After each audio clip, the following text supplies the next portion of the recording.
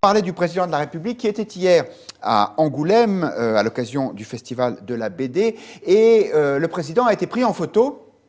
Vous l'avez peut-être déjà vu avec un dessinateur qui s'appelle Jules et surtout avec un t-shirt. Et sur ce t-shirt, il y a un personnage éborgné et ce message LBD 2020, c'est évidemment une allusion à l'usage des lanceurs de balles de défense pendant les diverses manifestations où les forces de l'ordre l'ont utilisé. Que s'est-il passé? Le président de la République était-il dans son rôle en posant avec ce vêtement? Je vous propose d'écouter d'abord le dessinateur Jules, celui qu'on voit sur la photo, et qui n'en revient toujours pas, il l'a dit il y a 2 heures à nos confrères d'LCI. En fait, il y avait ce t-shirt qui était censé marquer voilà, un peu le point d'orgue de cette discussion et avec lequel lui, il n'était pas d'accord. Mais au moment de quitter la table, on lui a dit voilà, on a aussi, on en a fait un pour vous. Il a dit ah merci, très bien, etc.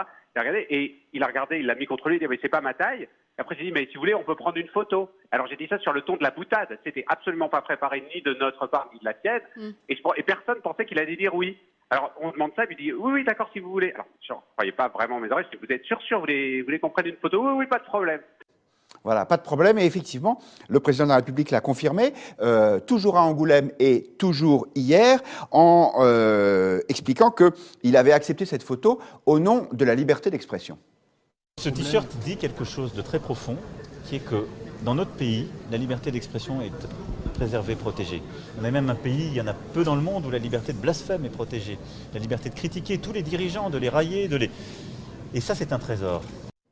Voilà, vous êtes très sévère hein, sur les réseaux sociaux dans vos commentaires. C'est une provocation et une menace envers le peuple, exprime Zog sur YouTube. Le président ne peut et ne doit pas être un militant, nous dit Forer. Et puis Branislav, c'est pathétique et inconvenant pour un président. Ce sont ces citoyens qui ont perdu des yeux, blessés pour toute la vie.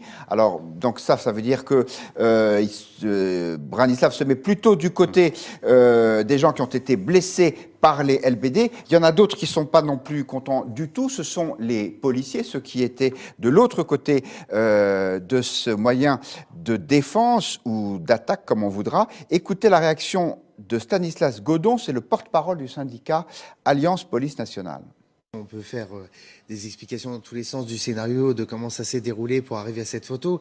Il n'empêche que personne n'a forcé la main au président de la République de faire cette photo. Lorsqu'il fait la photo, il fait la photo avec une image. Donc il accepte le motif de l'image. Il y a 15 jours, il expliquait qu'il fallait de l'exemplarité dans nos rangs, qu'il demandait des propositions du ministre de l'Intérieur et que c'était haro.